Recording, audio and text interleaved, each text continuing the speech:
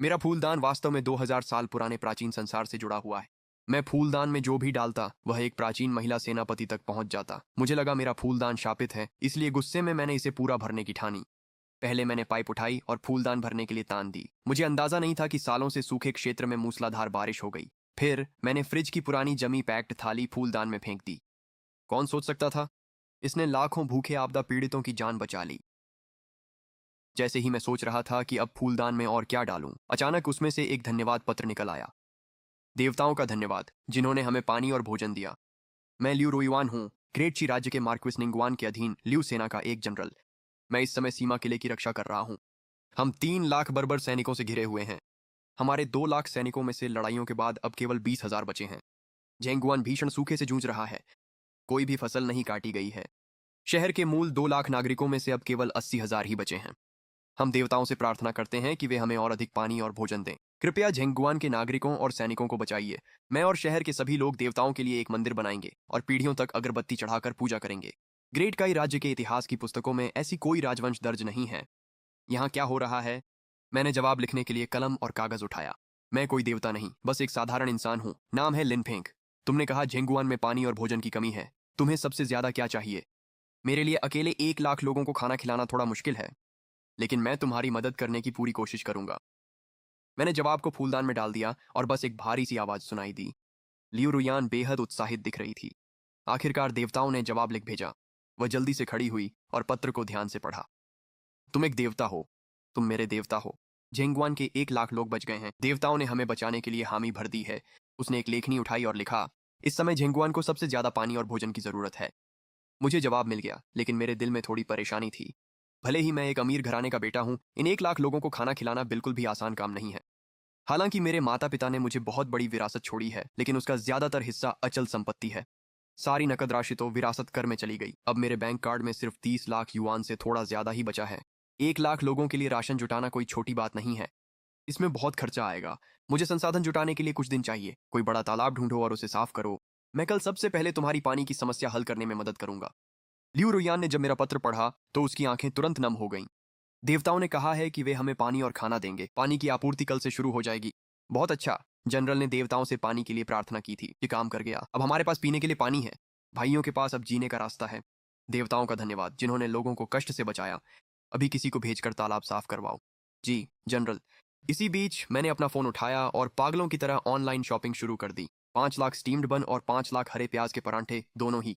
Noodles, instant noodles और सूखी सब्जियों के 100 डिब्बे। 1 लाख किलो चावल, 100 बैरल तेल, 100 डिब्बे नमक, 100 डिब्बे अचार वाली सरसों और हर तरह के मांस के 500 किलो। इस सब पर मुझे कुल मिलाकर 18 लाख युआन से ज्यादा खर्च हो गए।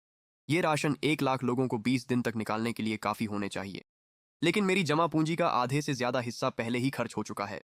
जैसे ही मैं अपनी अभी अभी की भावुक खरीदारी पर थोड़ा परेशान हुआ, अचानक उस फूलदान ने ढेर सारी सोने की ईंटें, सोने के टुकड़े और तरह तरह के प्राचीन गहने उगल दिए। अगर मौजूदा सोने की कीमतों के हिसाब से देखूं तो मैं अब अमीर हूं। अगर इन्हें प्राचीन वस्तुओं के तौर पर बेचा जाए तो ये सोने का ढेर करोड़ों युआन का है। इसकी कीमत तो और भी अनमोल होगी। लियू रोएन वाकई बहुत विचारशील है। अब तो मुझे इन 1 लाख प्राचीन लोगों का समर्थन करना सच में अच्छा लग रहा है। लिन फेंक ने 2 बड़े डिब्बों में सोने की ईंटें और एक बड़े डिब्बे में गहने पैक किए, लेकिन फर्श पर अभी भी एक ढेर पड़ा था। मैं सब कुछ पैक नहीं कर सकता, ये बहुत ज्यादा है। कल मैं किसी प्राचीन वस्तुओं के व्यापारी से दाम पूछूंगा। देखूंगा कि ये शराब के बर्तन कितने में बिक सकते हैं। जैन गुआन अब पूरी तरह से घिर चुका है। सिर्फ पानी और खाना देना उनके लिए धीरे धीरे मरने जैसा है। मुझे कोई तरीका निकालना होगा जिससे वे यह लड़ाई जीत सकें और घेराबंदी से बाहर निकल सकें। इसमें बहुत ज्यादा पैसा खर्च होगा। एक सुबह सभी लोग इंतजार कर रहे थे कि फूलदान से पानी निकलेगा, लेकिन सबसे पहले जो चीजें निकलीं वे थीं अनगिनत भाप में पके हुए बंस। भाप में पके हुए बंस बारिश की तरह गिरने लगे, लगातार टपकते हुए, फूलदान के मुंह से पागलों की तरह बाहर उड़ते हुए। लियू रुयान अब और नहीं रुक सकी। एक बंस उठाया और जोर से काट लिया। ये बहुत सुगंधित और नरम है और स्वाद में थोड़ा मीठा भी है। फिर उसने बड़े भाप में पके हुए बंस अन्य जनरलों और सैनिकों में बांट दिए। देवताओं का भोजन ऐसे ही स्वादिष्ट भाप में पके हुए बंस होते हैं। ये सचमुच हम आम लोगों के खाने से अलग है। ये बहुत स्वादिष्ट है। सारे भाप में पके हुए बंस बांट दिए गए हैं। अब तो पानी का समय होना चाहिए, है ना? सभी ने पानी के घड़े लाइन में लगा दिए। पानी इकट्ठा करने की तैयारी करने लगे, लेकिन तभी फटाफट अनगिनत बंस आए और जोर से गिरने लगे। वे सभी सीधे घड़ों में जा गिरे। वे सभी बड़े पोर्क बंस थे जिनकी खुशबू बहुत अच्छी थी और वे भाप से गर्म थे। सैनिकों ने लार निगल ली, लेकिन यह तो बस शुरुआत थी। इसके बाद भाप में पकी हुई रोटियां, संरक्षित सब्जियों के पोर्क पैटीज और रुजियामो आए। सारे बंस लगातार खड़खड़ाते हुए गिरते रहे। जब सबने यह देखा तो उनके मुंह में पानी आ गया। वे खुद को मुश्किल से ही रोक पा रहे थे। यह देखकर लियू रुयान ने हर तरह के खाने के हिस्से अलग अलग कर दिए, हर सैनिक के लिए एक एक हिस्सा, और उन्हें घर ले जाने को कहा। जनरल, यह नियमों के खिलाफ है। खाना पहले सेना को दिया जाना चाहिए। जनरल, हमने कल अपने खाने के डिब्बे घर ले गए थे। हमारी पत्नियों और बच्चों ने पहले ही खा लिया है। आज के लिए भी उनके पास थोड़ा खाना बचा हुआ है। हमें और खाना घर ले जाने की जरूरत नहीं है। जनरल, मेरा छोटा बेटा कल लगभग भूख से मर ही गया था। शुक्र है खाना समय पर आ गया, इससे उसकी जान बच गई। आज का खाना पहले सेना को ले जाइए। इस समय सैनिकों का मनोबल बहुत ही कम है, वे भूख से कमजोर हो गए हैं। अगर हम यह खाना सेना में ले जाएंगे तो निश्चित ही इससे सेना का मनोबल बहुत बढ़ जाएगा। यह देखकर कि सैनिक सब मजबूती से मना कर रहे थे, लियू रुयान ने भाप में पके हुए बंस और रुजियामो निकाले और सीधे उनके हाथों में थमा दिए। इन्हें अपने परिवारों के लिए ले जाओ, बाकी सब सामान वापस कैंप में ले जाओ। कुछ सैनिक बहुत खुश हुए और तुरंत ही खाना अपनी बाहों में छुपा लिया। ये बिल्कुल सफेद भाप में पके हुए बंस हैं और रुजियामो मांस से भरे हुए हैं। हमारे परिवार वाले तो खुशी से झूम उठेंगे। इसी बीच लिन फेंग पिछवाड़े के बगीचे में कुएं की जांच करने गया। कुएं का पानी बहुत साफ था। उसने जानबूझकर एक घूंट भी लिया। हाँ, इसका स्वाद बिल्कुल पहाड़ी झरने के पानी जैसा है। इस कुएं के पानी का इस्तेमाल करते हुए 1 लाख लोगों को पानी की आपूर्ति करना बिल्कुल भी मुश्किल नहीं होगा। मैं एक पानी की पाइप कुएं में डालता हूँ, उसे पानी की पंप से जोड़ता हूँ, फिर पाइप के दूसरे सिरे को फूलदान से जोड़ता हूँ, फिर मैं पंप चालू करता हूँ। पानी का बहाव वाकई बहुत तेज है। तेज आवाज के साथ पानी फूलदान में भरने लगता है। पानी मिलते ही हम उत्पादन शुरू कर सकते हैं। हम अनाज उगा सकते हैं। पूरे शहर के लोग जीवित रह सकते हैं। सैनिकों और नगरवासियों को पानी लेने के लिए कतार में लगने के लिए सूचित करें। जी जनरल। पिछली बार जनरल के महल ने केवल आधे दिन के लिए ही पानी की आपूर्ति की थी। मेरे पूरे परिवार को मुश्किल से कुछ घूंट ही मिल पाए थे, फिर पानी खत्म हो गया था। अगर अब भी पानी है, अगर हमें सच में पानी मिल जाए तो हम सबको जीने की उम्मीद है। हम घास की जड़ों और पेड़ की छाल को उबाल कर खा सकते हैं। हाँ बिल्कुल, अब हमें बच्चों को अदला बदली कर खाने की जरूरत नहीं पड़ेगी। इसी बीच लिन फेंक एक साधारण स्थानीय प्राचीन वस्तुओं की दुकान पर गया। क्या आप यहाँ प्राचीन वस्तुएं खरीदते हैं? वस्तु कहाँ है, मुझे दिखाइए। लिन फेंक ने एक छोटा डिब्बा निकाला और उसे बूढ़े आदमी की ओर सरका दिया। जब बूढ़े आदमी ने साधारण आधुनिक डिब्बा देखा तो उसकी उम्मीदें आधी रह गईं। लेकिन जब उसने डिब्बा खोला और अंदर 3 रत्न जड़े वाइन जियोन को देखा तो उसकी आंखें तुरंत हैरानी से फैल गईं। उसने वाइन जियोन को कांपती उंगलियों से धीरे धीरे उठाया। उसने आधार के नीचे की जांच की, घूमती हुई ड्रैगन की आकृतियों को ध्यान से देखा, फिर सोने की सामग्री और रत्नों की गुणवत्ता की जांच की। वह तुरंत बेहद उत्साहित दिखने लगा। यह वस्तु 2000 साल से भी ज्यादा पुरानी है। क्या खजाना है ये! किसी भी बड़े संग्रहालय में ऐसी चीज नहीं है। यही कालखंड है। भले ही वाइन जियोन पहले भी खुदाई में निकला हो, वे या तो कांस्य, चीनी मिट्टी या लोहे के बने होते हैं। यह सबसे पुराना फिलिग्री ओपन वर्क है, इनले शिल्पकला। यह सबसे पुराना सोने का वाइन ज्यून है जो मैंने कभी देखा है। रुको, नीचे कुछ लिखा है, केवल दांची शाही उपयोग के लिए। बूढ़ा आदमी उछलकर खड़ा हो गया। वह इतना उत्साहित था कि लगभग सुध-बुध खो बैठा। दाजी साम्राज्य वास्तव में अस्तित्व में था। आधिकारिक इतिहास में दाजी का कोई रिकॉर्ड नहीं है, लेकिन कभी कभार इनका जिक्र होता है। दाजी का अस्तित्व केवल 50 वर्षों तक रहा। लीन फेंक का दिल जोर से धड़कने लगा। 50 साल!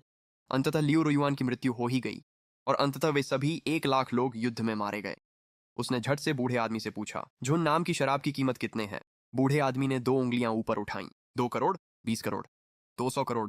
बूढ़े आदमी ने मुस्कुराते हुए सिर हिलाया। 200 करोड़ तो एक रूढ़िवादी अनुमान है। देश में पहले कभी भी दाजी के प्राचीन वस्त्रों का कोई पता नहीं चला है। अनौपचारिक इतिहास में दर्ज है कि यह साम्राज्य अस्तित्व में था।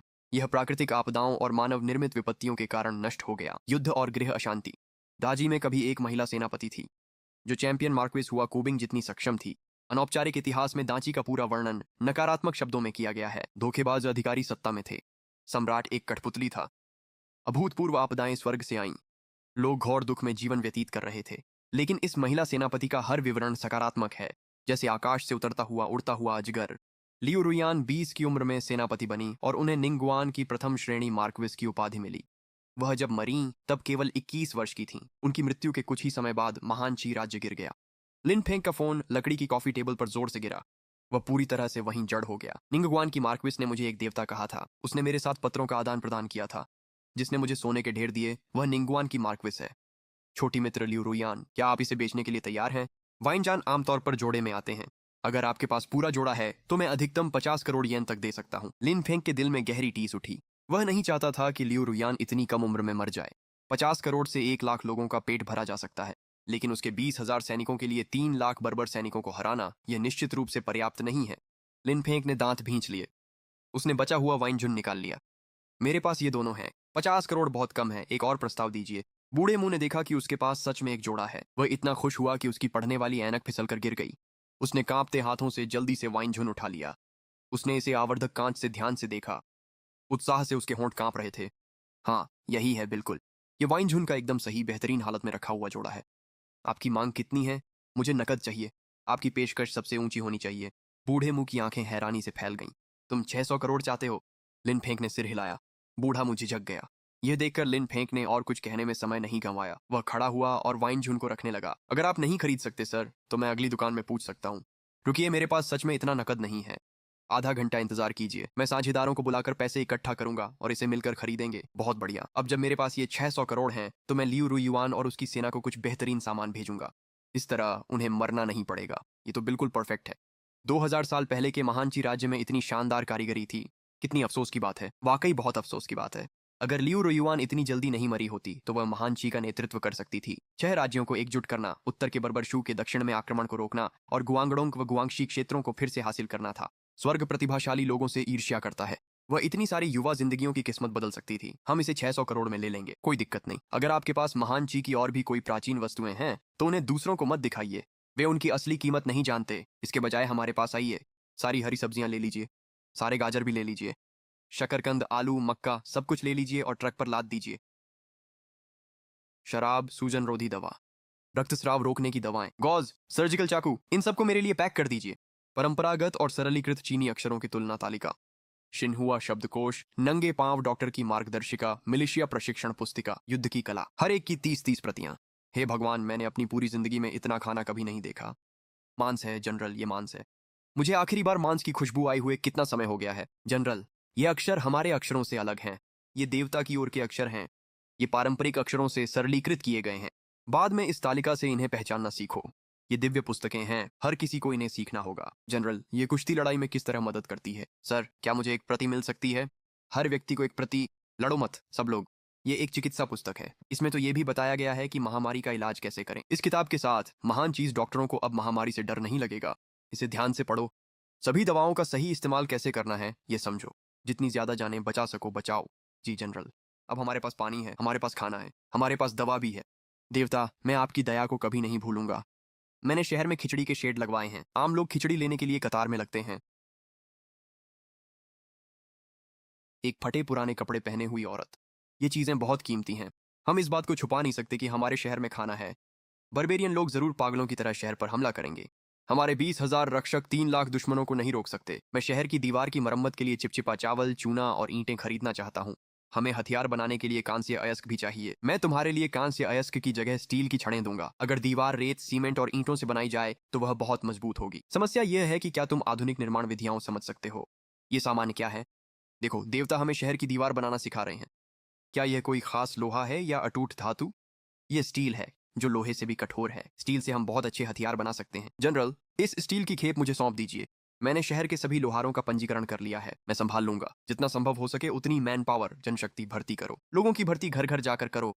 तियान छिनफा भर्ती आदेश जारी करो। कारीगरों को हर महीने 2 जिन चावल, 1 जिन आटा, 2 चीनी पत्ता गोभी, दिन में 2 बार भोजन और मुफ्त आवास मिलेगा। धन्यवाद जनरल। हम अभी नए सैनिकों की भर्ती कर रहे हैं। भर्ती हुए सैनिकों को हर महीने 5 जिन चावल, 2 जिन आटा, 3 जिन सब्जियां मिलेंगी। जी जनरल। पुरानी चीजों की दुकान वाले बूढ़े आदमी ने कहा कि लियू रुयुआन की मौत 21 साल की उम्र में हुई थी। अभी मेरे सीने में इतना भारीपन क्यों महसूस हो रहा है? नहीं, मुझे उसे बचाना ही होगा। लियू रुयुआन, क्या तुम सो रही हो? आओ बात करते हैं कि इस मुसीबत से कैसे निकला जाए। रुयुआन भी कोई रास्ता निकालने की सोच रही है। हम अभी भर्ती कर रहे हैं। आम नागरिकों को सेना में शामिल किया जा रहा है। हम अधिकतम 20,000 नए सैनिक ही जुटा सकते हैं। इसके अलावा हमारे पास पहले से 20,000 सैनिक हैं। 40,000 बनाम 3 लाख, फर्क बहुत ज्यादा है। क्या हमारे पास पर्याप्त सैन्य सामग्री है? तलवारें, भाले, ढालें, कवच, धनुष और तीर हमारे पास कितनी है? काश हमारे पास बंदूकें होती। लेकिन चीन में थर्मल हथियारों पर सख्त नियंत्रण है। हर एक कवच की कीमत 6,000 से ज्यादा है। 40,000 लोगों के लिए कुल मिलाकर यह 24 करोड़ होता है। 1,000 कवच, 5,000 तेंगमो तलवारें, 100 किंग क्रॉसबो और अन्य हथियार बनाए गए हैं। बॉस, आप तो बहुत उदार हैं। कुल लागत 220 करोड़ है। मुझे कल और प्राचीन वस्तुएं बेचनी होंगी। देवता को चिंता में डालने के लिए यह रुइन की गलती है। मैं निश्चित रूप से आपके विश्वास पर खरा उतरूंगा और सभी नगरवासियों को घेराबंदी से बाहर ले जाऊंगा। क्योंकि देवता ने विश्राम कर लिया है, मैं अब आपको और परेशान नहीं करूंगा। तेंगमो तलवारें और चिन क्रॉसबो क्या हैं? मुझे टैबलेट दे दो। मैं तुम्हें ट्यूटोरियल वीडियो भेजूंगा। ये एक अद्भुत तलवार है, वज्र से बनाई गई है, बहुत तेज और मजबूत है। मैंने आधी जिंदगी लोहा ही बनाया है। मैंने कभी इतनी शक्तिशाली लंबी छुरी नहीं देखी। यह वज्र अविश्वसनीय रूप से कठोर है, इसे बार बार पीटने की जरूरत नहीं है, आप इससे सीधे हथियार बना सकते हैं। जनरल, यह कवच बहुत ही कठोर है, इस पर एक भी खरोंच नहीं आई। अगर हमारे पास 1 लाख सैनिक होते जो भारी कवच पहनकर मोह तलवारें थामे होते, फिर तो बर्बर लोगों को भूल ही जाओ। यहाँ तक कि बाकी 6 राज्य भी टिक नहीं पाते। जनरल, हमारे पास सिर्फ 100 टिन क्रॉसबो हैं, ये तो बहुत ही कम है। जी जनरल, क्या हम देवता से और मांग सकते हैं? तुम लोगों को तो बस मांगना ही आता है, चाहे वह बढ़िया चावल हो या टिन की क्रॉसबो। देवता को ये सब हमारे लिए बाहर से खरीदना पड़ता है। पूरे शहर में 1 लाख लोग हैं। क्या तुम्हें पता है देवता रोज कितना पैसा खर्च करते हैं? तुम कौन हो? तुम इतनी बुरी तरह घायल क्यों हो? मेरा नाम लियू द म्यूट है। 3 दिन पहले जनरल के महल ने अनाज का गोदाम खोला था। झाओ युकाई शहर में अनाज होने की खबर बाहर फैलाना चाहता था। उसने हमसे गुप्त रास्ते का स्थान बताने के लिए जबरदस्ती की। हमने उसे छुपाने की कोशिश की ताकि बर्बर लोग अनाज लूट न लें। हमने एक शब्द भी कहने से इनकार कर दिया। हमें पूरे 2 दिन और रात तक यातना दी गई। विहियो किसी तरह बस जिंदा है। त्यांती, इसे अभी गिरफ्तार करो। जनरल, झाओ युकाई को पहले ही गुप्त रास्ते का पता चल चुका है। जल्दी से झेंगुआन साउथ माउंटेन पहुंचो। शायद हम अभी भी समय पर पहुंच सकते हैं। वह अभी भी सांस ले रहा है। सैन्य चिकित्सक सॉन्ग, जल्दी से उसे जीवन रक्षक गोली दो। मेरे पीछे आओ। क्या तुम किन क्रॉसबो लाए हो? एक लाया हूं। पीछे हटिए जनरल, अब अनाज की खबर छुपाई नहीं जा सकती। कल या शायद आज आधी रात को ही बर्बर लोग अपनी पूरी सेना के साथ पहुंच जाएंगे। जनरल, बर्बर लोग आगे बढ़ रहे हैं। वे अभी 30 ली दूर हैं। वे हर मिनट करीब आते जा रहे हैं। सभी सैनिक ध्यान दें, युद्ध की तैयारी करो।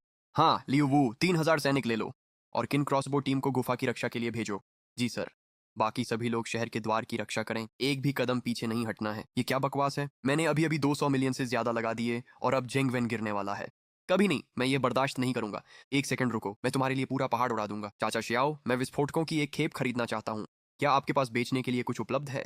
शियाओ फेंक, अचानक मुझे क्यों कॉल कर रहे हो? कौन सी इमारत गिराने जा रहे हो? विस्फोटकों के लिए पंजीकरण और आधिकारिक मंजूरी चाहिए होती है। चाचा, मैं कोई इमारत नहीं गिरा रहा हूँ, मुझे बस बड़ी मात्रा में विस्फोटक चाहिए, इतना कि पूरा पहाड़ उड़ाया जा सके। चाचा, मैं बाजार भाव से 5 गुना ज्यादा दूंगा। कभी नहीं बच्चे, ये क्या मजाक कर रहे हो? अगर फिर भी मना किया तो 10 गुना दाम दूंगा। तो मैं जाकर पटाखे और आतिशबाजी खरीद लूंगा और खुद ही काफी विस्फोटक बना लूंगा। ठीक है, चाचा तुम्हारे लिए एक बैच का इंतजाम कर देगा, लेकिन वादा करो कि इसे चीन में इस्तेमाल नहीं करोगे।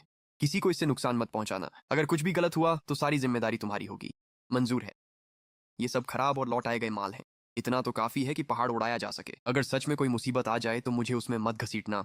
समझ गया चाचा, मैं ये सब ले लूंगा। कितना देना है आपको? 2 करोड़। ठीक है, मैं अभी पैसे ट्रांसफर कर देता हूँ। मैं अभी शुरू करता हूँ। इतना बारूद तो गुप्त सुरंग को जरूर उड़ा देगा। बारूद भरते समय बहुत सावधानी रखना। अगर ये सामान सच में फट गया तो तुम सब एक ही झटके में उड़ जाओगे। मैंने सोचा था कि जिन कोंग का अपनी तलवार को तेज करना ही किसी देवता का सबसे अद्भुत काम है, लेकिन जब मैंने ये गगनचुंबी इमारत देखी जो बादलों को छू रही थी और एक जोरदार धमाके के साथ धूल में बदल गई, तब मुझे एहसास हुआ कि दिव्य अस्त्र शस्त्र सिर्फ इतने तक सीमित नहीं है। जनरल, ये एक असली दिव्य अस्त्र है। ये बिना पलक झपकाए हजारों दुश्मनों को मार सकता है। 3 लाख जंगली लोग तो कुछ भी नहीं है। एक ही बार उनके होश उड़ा देने के लिए काफी है। मैंने भगवान से प्रार्थना की कि हमें बारूद दे दें। ये चिन क्रॉसबो से कहीं ज्यादा ताकतवर है। भगवान की दुनिया में हर जगह ऊंची ऊंची इमारतें हैं। लोग बादलों के ऊपर रहते हैं। सड़कें इतनी चौड़ी हैं कि कई गाड़ियां एक साथ चल सकती हैं। वे धातु के डिब्बे सबसे तेज घोड़े से भी तेज दौड़ते हैं। भगवान और मेरे बीच की दूरी सिर्फ थोड़ी सी नहीं बल्कि बहुत ज्यादा है। सॉन्ग, मेरे साथ गुफा के प्रवेश द्वार तक चलो। बाकी सब लोग शहर के दरवाजे की रक्षा करें। हम पहुंच गए हैं। जनरल रोगा शहर पर हमला कर रहा है। शहर में पानी और खाना है। जब तक हम इस जोंगलुन दर्रा ले लें, मैं मोबे का नया राजा बन जाऊंगा। नीचे झुको। ओ नहीं, युवा राजकुमार, यहाँ भूकंप आ गया है। गुफा ढह गई है। 10,000 सैनिक अंदर घुस गए। 8,000 वहीं जिंदा दफन हो गए। बाकी लोग घायल हो गए। पूरी सेना का सफाया हो गया है। लू रुई और मैं कसम खाते हैं कि मैं तुम्हें टुकड़े टुकड़े कर दूंगा और जिंदा खा जाऊंगा। युवा राजकुमार, हमें आज हमला नहीं करना चाहिए। हमारे पास न मौसम है, न जगह, न ही लोग हमारे साथ हैं। हमारे पास ये तीनों में से कोई भी नहीं है। हमने अभी तक एक भी लड़ाई नहीं जीती है और पहले ही 10,000 सैनिक खो दिए हैं। ये एक बुरा संकेत है। भूकंप रुकने तक इंतजार करो, फिर दोबारा सेना भेजेंगे। शहर में पानी और खाना भरपूर है। अगर हमने झेंगुआन दर्रा नहीं लिया तो हमारे सैनिक प्यास और भूख से कभी भी मर सकते हैं। 3 दिनों के भीतर चाहे कुछ भी हो जाए, मैं झेंगुआन दर्रा ले लूंगा। बड़ी वापसी। अगर वे पीछे नहीं हटते तो हम उन्हें टुकड़ों में उड़ा देते, टुकड़े टुकड़े। गुफा के मुहाने पर बहुत सारे बर्बर सैनिक थे। अब वे सभी पहाड़ के नीचे दबे हुए हैं। हाँ हाँ हाँ, कितना अच्छा लगा। भगवान, विध्वंस सफल रहा। बर्बर लोग पीछे हट रहे हैं। हमारे किसी भी आदमी को चोट नहीं आई या मौत नहीं हुई। हम जीत गए। लूसेना जीत गई। एक भी आदमी को चोट नहीं आई। रुको, मैं तुम्हारे लिए कुछ देर रात के स्नैक्स और उसके साथ बियर लेकर आता हूँ। चलो जीत की पार्टी मनाते हैं। भगवान, जनरल और सैनिकों, हमें आज रात भी शहर की रक्षा करनी है। तुम्हें इतनी परेशानी करने की जरूरत नहीं है। परेशानी? बकवास।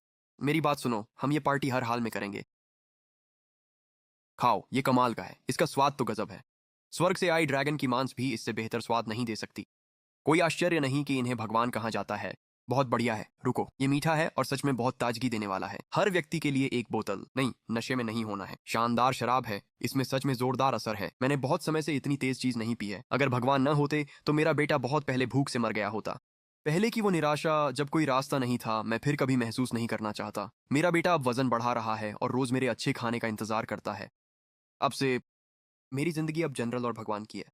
मेरी दोनों बेटियां उस समय लगभग मर ही गई थीं। अगर वो डिब्बा बंद खाना ना होता तो वे अब तक जिंदा नहीं रहती। जनरल, मैं आपके नाम का जाम उठाता हूँ। मैं राजधानी वापस जाना चाहता हूँ। मुझे तो ये भी नहीं पता कि मेरी माँ के पास अभी खाना बचा है या नहीं। मुझे उसकी याद आती है। मैं तुम्हारा जनरल, तुम सबको राजधानी सुरक्षित वापस भेजूंगा। यह मेरा वादा है। भगवान द्वारा दिए गए बारूद और चिन्ह, क्रॉसबो और असीमित भोजन व पानी की आपूर्ति के साथ हम निश्चित रूप से जीतेंगे। हम जीतेंगे। मैं सोचता हूँ कि भगवान की दुनिया में चांद कैसा दिखता होगा। वह बहुत सुंदर है। ऐसे ही आगे बढ़ते रहो। मेरी खूबसूरत महिला जनरल, कोक कैसी है? बहुत बढ़िया है। एक चीज है जो मैं हमेशा से करना चाहता था लेकिन अपने जीवन में कभी नहीं कर पाऊंगा। आज तुम्हें यह कोक देना मेरे लिए ऐसा है जैसे मेरा एक सपना सच हो गया हो। क्या है वो? क्या रुयान इसमें आपकी मदद कर सकती है? भगवान, जब मैं बच्चा था तब मेरा सपना था कि मैं किन शी हुआंग को दुनिया का नक्शा भेजूं ताकि वह जान सके कि पृथ्वी गोल है और उसे बता सकूं। वाक्सिया के अलावा भी कई और देश हैं। उसकी लौ सेना शायद यूरोप तक मार्च कर सकती थी।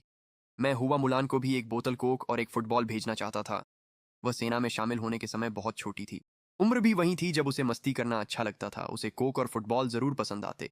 किन्शी हुआंग? रुयान, मैंने उसके बारे में कभी क्यों नहीं सुना? और हुआ मुलान कौन है? क्या आपको वह बहुत पसंद है? भगवान, 3 मिलियन जिन अनाज, बाढ़ राहत सामग्री, कुल मिलाकर यह 10 मिलियन से भी ज्यादा है। क्या हमें और सामान मंगवाना चाहिए? हाँ, इन्हें भेजते रहो। वैसे कुछ सिलाई मशीनें चाहिए, पैर से चलने वाली 100 वेन प्रति यूनिट, साथ में दर्जन भर सिलाई सुइयों के डिब्बे। पूरे माल के लिए 20,000 येन। कृपया इन्हें सभी यहाँ भेज दें। अतिरिक्त पैसे आपकी मेहनत की फीस है। पहला ट्रक 60 टन ले जाता है, दूसरा ट्रक 55 टन ले जाता है। 10 ट्रकों में कुल मिलाकर 350 टन हो जाते हैं। हमारे पास अभी भी कुछ 100 जिन तरबूज बचे हैं। आड़ू, आलू बुखारा, सब्जियां, लूरियान, तरबूज आ गए हैं। ये लगभग एक छोटी पहाड़ी की तरह जमा हो गए हैं। पहले लड़कों को रात के खाने में सिर्फ एक टुकड़ा मिलता था। अब हम हर खाने में एक टुकड़ा खा सकते हैं। इन सबको खत्म करने में हमें अभी भी कई दिन लगेंगे। बचे हुए तरबूजों को रखने के लिए एक तहखाना खोदो। साथ ही हर किसी को 2-2 तरबूज घर ले जाने दो। अगर हमने इन्हें जल्दी नहीं खाया तो ये खराब हो जाएंगे। ये बहुत बड़े और मीठे हैं, वाकई बहुत अच्छे हैं। तुम्हें क्या लगता है बर्बर लोग कब शहर पर हमला करने का फैसला करेंगे? हम, जनरल। लियू लिंग मेरा जूनियर साथी शिष्य है। मुझे पता है, सीधे मुद्दे पर आओ। अकादमी में उसकी कला हमेशा मुझसे कमजोर थी।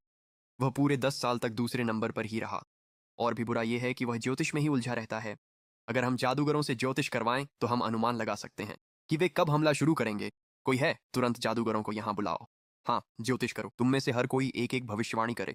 इन दिनों में कौन सा दिन और समय शहर पर हमला करने के लिए सबसे उपयुक्त है, इसकी गणना करो। जिसकी गणना सही निकलेगी उसे इनाम में एक बोरी चावल मिलेगा। हर कोई पहले एक एक तरबूज घर ले जाए। शुरू करने से पहले अपना तरबूज ले लो।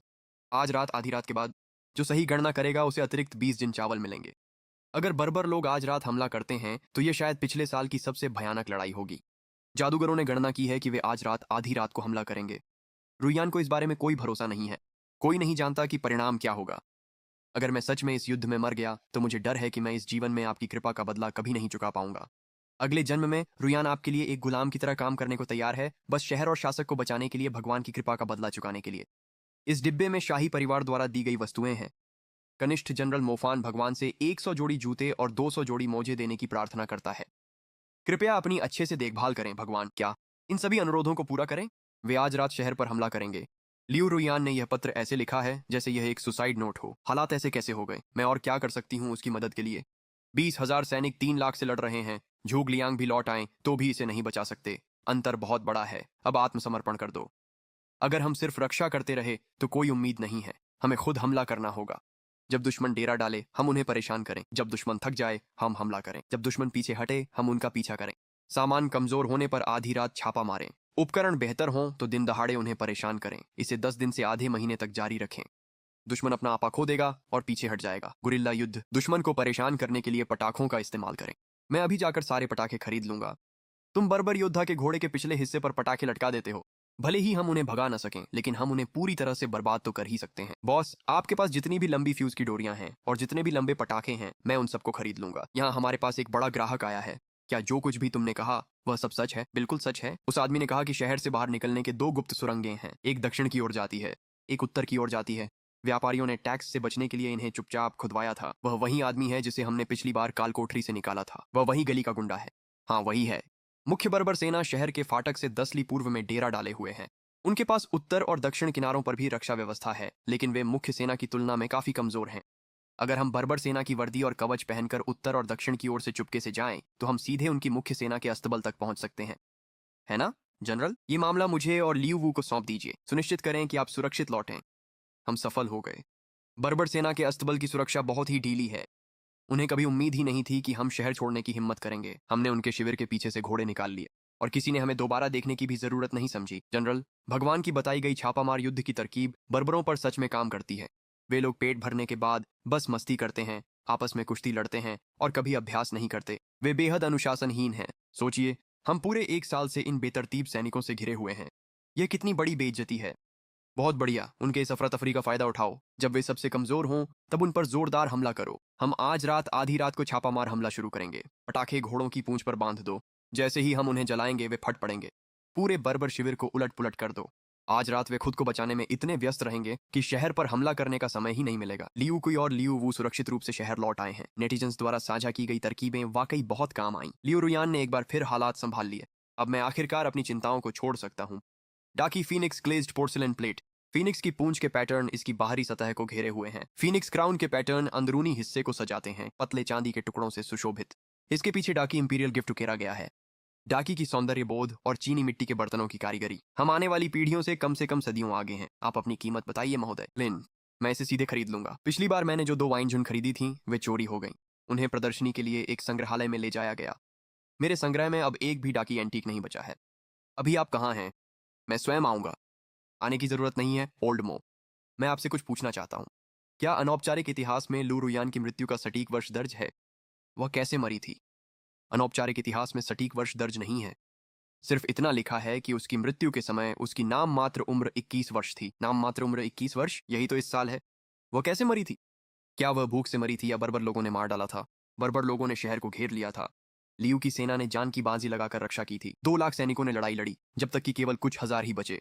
अंतिम युद्ध में बर्बर लोग, ची राज्य और चू राज्य ने मिलकर शहर को तोड़ दिया। लियू रुआन को ची राज्य के सैनिकों ने घेर लिया और वहीं मार डाला, यहां तक कि उसके शरीर के टुकड़े टुकड़े कर दिए गए। मैंने इस बारे में कुछ दोस्तों से बात की। उनकी असामयिक मृत्यु न होती तो मित्र सेनाएं डाकी राज्य पर कब्जा न करती। तब की डाकी संस्कृति और कला बाद के युगों से कहीं अधिक उन्नत थी। मैं इस प्लेट के लिए 500 मिलियन दूं। मैं अभी पैसे भेज देता हूं, ठीक है? मूसर, आपको यह प्लेट वाकई बहुत पसंद है। अली पे, मैंने एक बहुत प्रसिद्ध इतिहासकार से पूछा। उन्होंने कहा कि ये अनौपचारिक इतिहास के रिकॉर्ड हैं। तुम झेंगुआन की लड़ाई में मारे जाओगे। अंततः झेंगुआन पर चू राज्य और क्यूई राज्य की सहयोगी सेनाओं और बर्बरों का कब्जा हो जाएगा। आपको क्यूई सैनिकों द्वारा घेर लिया जाएगा और मार डाला जाएगा। लियू रुयान, मुझे उम्मीद है कि तुम जीवित रहोगी और आपको चू, ची और बर्बरों के संयुक्त हमले से सावधान रहना होगा। 2000 युद्धक घोड़े, 3000 से अधिक सैनिक भाग गए। भगदड़ में वे दाएं बाएं गिरा दिए गए। सैकड़ों लोग पैरों तले कुचल कर मर गए। तुम्हें तो यह भी नहीं पता कि यह किसने किया। ये शहर के अंदर के जनरल लियू हैं। वे 1 साल से शहर में बटेरों की तरह छुपे हुए हैं। वे पटाखे जिनसे घोड़े डर गए कहां से आए? क्या वे खुद ब खुद जमीन से उगाए थे? रिपोर्ट, उत्तर शिविर पर घात लगाकर हमला किया गया। जनरल मोलांग का पीछा करते समय विस्फोटकों से मौके पर ही मौत हो गई। मोलांग मर गया है। मैंने खुद उसे पदोन्नत किया था। वह कुश्ती का चैंपियन था। रिपोर्ट, दक्षिण शिविर पर भी घात लगाकर हमला किया गया। तंबुओं में आग लगा दी गई। सारे घोड़े इधर उधर भाग गए। कई उप जनरल्स को तंबू का पर्दा उठाते ही क्रॉसबो से मार दिया गया। पूरी सेना ने कवच पहन लिया है और उत्तर व दक्षिण शिविरों को समर्थन दे रही है। गुरिल्ला युद्ध आधिकारिक रूप से शुरू हो गया है। हमने कर दिखाया जनरल, हम जीत गए। मैंने आपको निराश नहीं किया। मैंने खुद अपने हाथों से 300 दुश्मनों को मार गिराया। पूरे 300। कई सालों बाद इतना अच्छा महसूस कर रहा हूँ। गुरिल्ला युद्ध की पहली लड़ाई पूरी तरह से जीत में बदल गई। शानदार जीत। हमने 40,000 बर्बरों का सफाया कर दिया। बर्बर कमांडर को उसके घोड़े से उड़ा दिया गया। उसकी जीवित या मृत स्थिति अज्ञात है। पटाखों और विस्फोटकों ने शानदार काम किया। मैंने कई बार भगवान से प्रार्थना की। विस्फोटकों ने युद्ध जीत लिया। हमने एक ही बार में 40,000 दुश्मन सैनिकों को मार गिराया। हाँ हाँ हाँ हाँ, मुझे पता था कि लियू की सेना ये कर सकती है। भाइयों के साथ जश्न मनाने के लिए उड़ने वाली परी मुताई और वू यांगे को बाहर लाओ। बधाई हो लियू रुइन, ये मेरे छिपे हुए खजाने हैं। ये उच्च प्रतिरोध क्षमता वाले हैं। बहुत ज्यादा मत पियो। उन्होंने कहा था कि उसकी मौत हो जाएगी, लेकिन अब उसने इतिहास बदल दिया है। 40,000 बर्बरों को उड़ा दिया, दुश्मन के कमांडर को अक्षम कर दिया। लियू सेना का मनोबल अब तक के उच्चतम स्तर पर है। जब तक हम उसे पर्याप्त उपकरण और आपूर्ति देंगे, मैं इस कमबख्त इतिहास को पूरी तरह से फिर से लिख दूंगा। पहली खेप 50,000 बुलेट प्रूफ जैकेट्स, 50,000 सैन्य हेलमेट्स, 50,000 जोड़ी टैक्टिकल बूट्स। दूसरी खेप सैन्य कंप्रेस्ड बिस्किट्स, सेल्फ हीटिंग खाना, विटामिन की गोलियां, एंटीबायोटिक्स, रक्तस्राव रोकने वाला पाउडर, शल्य चिकित्सा उपकरण। तीसरा बैच ड्रोन। जी हाँ, ड्रोन, हाँ हाँ हाँ। उन्हें कुछ ड्रोन भेज दो। उपयोगकर्ता पुस्तिकाएं शामिल करें। उन्हें दुश्मन के ठिकानों की जासूसी करने दें। चौथा बैच मॉडर्न टैक्टिक्स की संपूर्ण गाइड, विशेष अभियान नियमावली, शहरी स्ट्रीट फाइटिंग गाइड। धन, मेरे पास अभी इतना पैसा है कि मुझे समझ नहीं आ रहा कि इसका क्या करूं। जनरल, 3 लाख बर्बरों की संख्या अब घटकर केवल 1,50,000 रह गई है। रोगा अपंग हो गया है। उसका बड़ा भाई अब खुद अभियान का नेतृत्व करने आ गया है। अब हमारे पास 50,000 चुनिंदा सैनिक हैं, 3,000 सेठ कवच के, 10,000 मोचाकू, 500 किन क्रॉसबो, साथ में विस्फोटक और पटाखे भी। ड्रोन ड्रोन, वो चीज तो कमाल की उपयोगी है। बर्बर लोगों ने अपना शिविर कहाँ लगाया है, उनकी सेना कैसे तैनात है, हम ये सब साफ साफ देख सकते हैं। साथ ही देवताओं द्वारा भेजी गई रणनीति की नियमावली। पिछले 3 महीनों में हम छापामार युद्ध नीति में बहुत माहिर हो गए हैं। लगातार परेशानियों के कारण बर्बर लोग रात में बिल्कुल सो नहीं पाते। वे दिन में भी ठीक से खाने की हिम्मत नहीं करते। जनरल, टोही दल की एक रिपोर्ट है। बर्बर लोग चू राज्य और ची राज्य वाकई गुप्त संपर्क में हैं। वे त्रिकोणीय गठबंधन बनाना चाहते हैं। भगवान ने मुझे पहले ही इस बारे में चेतावनी दे दी थी। अगर वे एकजुट होना चाहते हैं तो आइए उन्हें सिखाएं कि पहले हमला करने का क्या मतलब होता है। आदेश को आगे बढ़ाएं। आधी रात में सभी सैनिक हमला करें। जी श्रीमान। जनरल, 1,50,000 बर्बर सैनिकों में से 80,000 को मार गिराया गया है। 50,000 लोगों को बंदी बना लिया गया है। 20,000 लोग भाग गए हैं और तितर बितर हो गए हैं। उनके मुख्य कमांडर की विस्फोट में मृत्यु हो गई। उनके उप कमांडर ने आत्मसमर्पण कर दिया है। चू राज्य और क्यूई राज्य की सहयोगी सेनाएं कहाँ हैं? जनरल, चू राज्य और क्यूई राज्य की सेनाएं अभी अभी सीमा पार कर चुकी हैं। जब उन्हें पता चला कि बर्बरों का पूरी तरह से सफाया हो गया है तो वे तुरंत मुड़कर भाग गए। वे वाकई बहुत तेज दौड़ते हैं। जनरल, लियू बहुत शानदार हैं। लियू की सेना जिंदाबाद। हम बच गए। हम सचमुच बच गए। सिस्टर जनरल, ये लीजिए। धन्यवाद। माँ ने कहा, तुमने हमारी जान बचाई। मैं भी बड़ा होकर जनरल बनना चाहता हूँ। ठीक है, मैं तुम्हारा इंतजार करूंगी। हे भगवान, मैं लियू रुयान हूँ। मैंने अपना मिशन पूरा कर लिया है। हमने झेंगुआन दर्रा संभाल लिया है। बर्बर पूरी तरह से हार गए हैं। सू और क्यूई ने अपनी सेनाएं वापस बुला ली हैं। यह सब आपके बिना संभव नहीं था। आपने मुझसे कहा था कि आप चाहती हैं कि मैं जिंदा रहूं। अब मैं बच गई हूँ। जेंगुआन दर्रा भी बच गया है। शायद इसके कारण ग्रेट क्यूई राज्य का भाग्य बदल जाएगा। लेकिन मैं नहीं जानती कि तुम्हारा कर्ज कैसे चुकाऊं। अगर अगला जन्म हुआ तो मैं, रुयान, तुम्हारे लिए कुछ भी करूंगी। तुम्हारे उपकार का बदला चुकाने के लिए। लियो रुयान, तुम्हें अगले जन्म की जरूरत नहीं है। बस इस जीवन में अच्छे से जियो। खुद की जनरल बनो। अपने शहर की रक्षा करो। अगर मौका मिले तो अपने लोगों की रक्षा करो। मुझे तुम्हें देखना है, ली रुयुआन। भगवान, तुमने कहा था कि तुम मुझे देखना चाहते हो। ओह, तो तुम ऐसे दिखते हो। कोला स्वादिष्ट है। बहुत स्वादिष्ट है। एक और लोगे?